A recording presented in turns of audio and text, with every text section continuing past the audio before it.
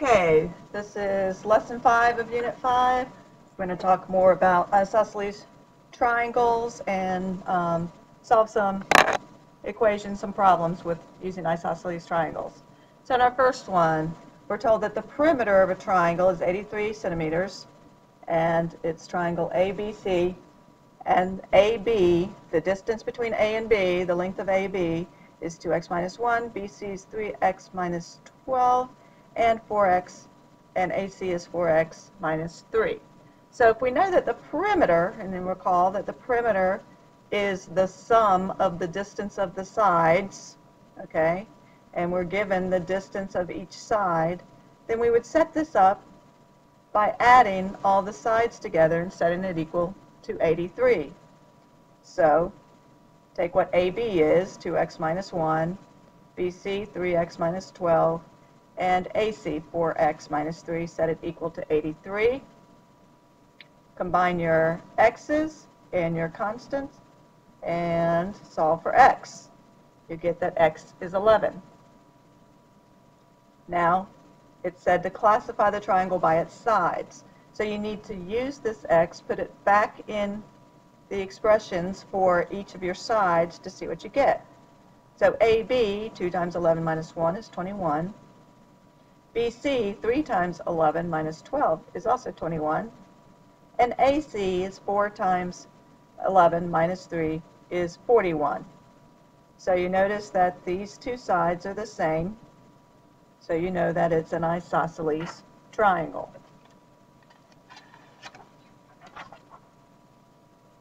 Okay, in this problem we're given that triangle ABC is isosceles with base BC.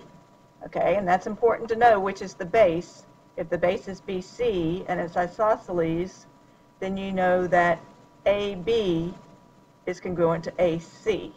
And if that's hard for you to see, draw a picture.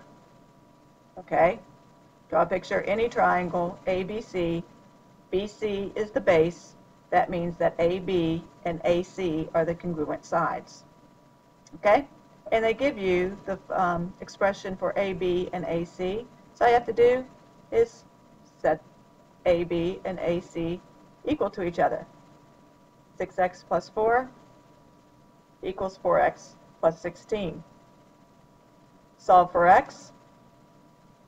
Get x equals 6. And it said to find all three sides. So now you have to substitute 6 in for x for each of these formulas. So AB, 6x, so 6 times 6 plus 4 is 40. BC, 3 times 6 minus 2 is 16. And AC is 40. You know that AB and AC are congruent, so they have the same measure. So you didn't even have to use the equation for AC. You know it's 40 if AB is 40.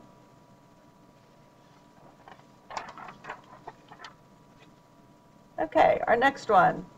We've got another isosceles triangle, ABC, with base of BC.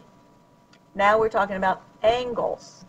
Okay, we're given the angles of the triangle, B and C. Well, again, draw your picture. Okay, you've got triangle ABC. You're given that BC is the base. That means that these two angles are the base angles. And remember our base angle theorem, that the base angles of an isosceles triangle are congruent. So the measures are equal. So angle B, the measure of angle B, equals the measure of angle C.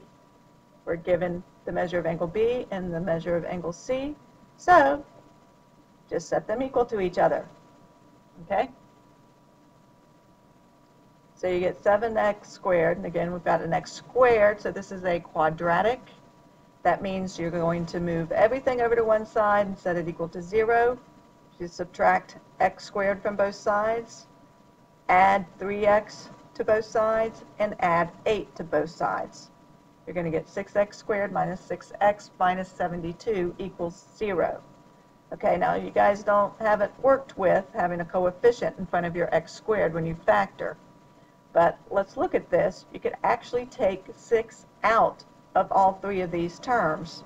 So if you take 6 out, then you get x squared minus x minus 12. because if you were to distribute this back, the 6, it'd be 6x squared, and then 6 times negative x, negative 6x, and 6 times negative 12 is negative 72. So just go ahead and take that 6 out, and now you've got a quadratic that you're used to working with. Okay? So let's factor it. What times what gives you 12? That when added or subtracted will give you 1. Okay? 3 and 4 works here. And since we're looking for a negative 1 here, we're going to have the negative in front of our largest number. All right? Since this is a negative 12, we know that one of these has to be positive and one of them has to be negative. Okay, so we've got this equals 0. Well, this has to be 0 or this has to be 0 or both. So you get x is either negative 3 or 4. Those are your two solutions for this quadratic equation. So let's try x equals 4 over here.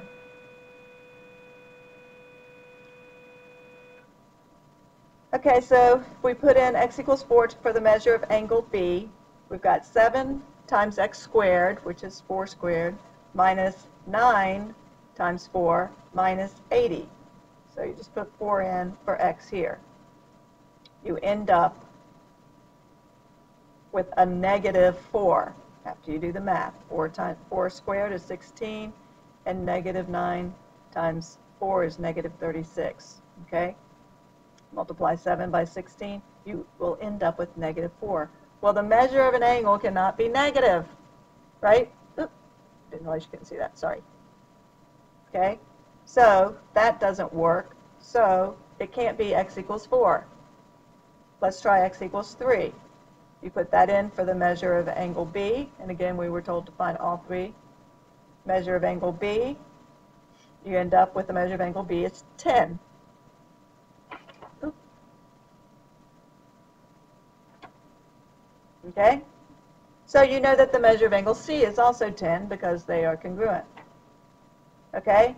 Now you can find the measure of angle A because the sum of all the angles in a triangle equals 180. You've got two of the angles, so if you add those together, that's 20, and subtract it from 180, you're going to get that the measure of angle A is 160.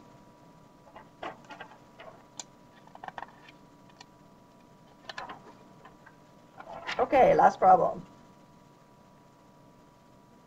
Got triangle ABC with these vertices, with these coordinates.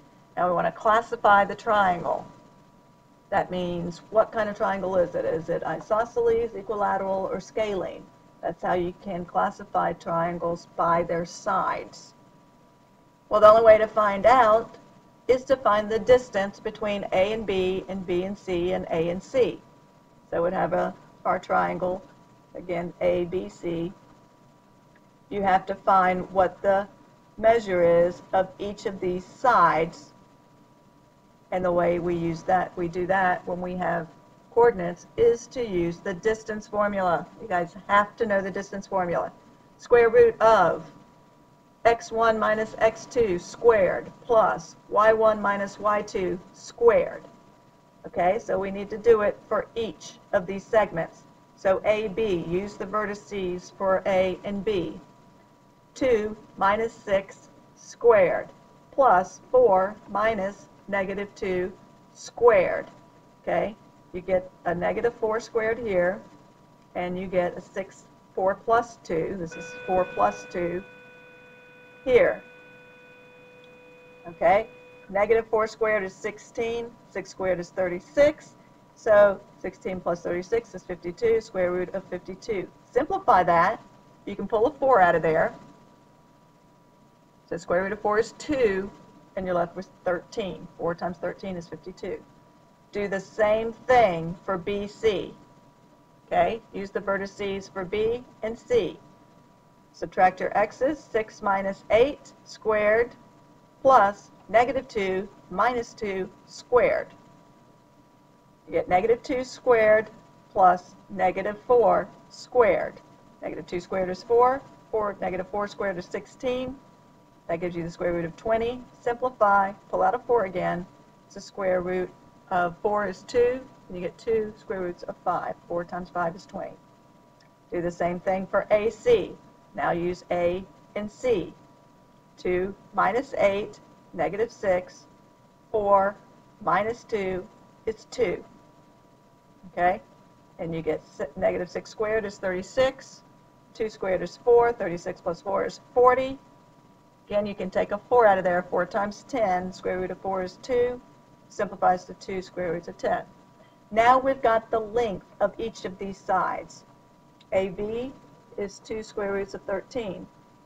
AC is 2 square roots of 10. BC is 2 square roots of 5. Well, are any of those the same? Can it be isosceles?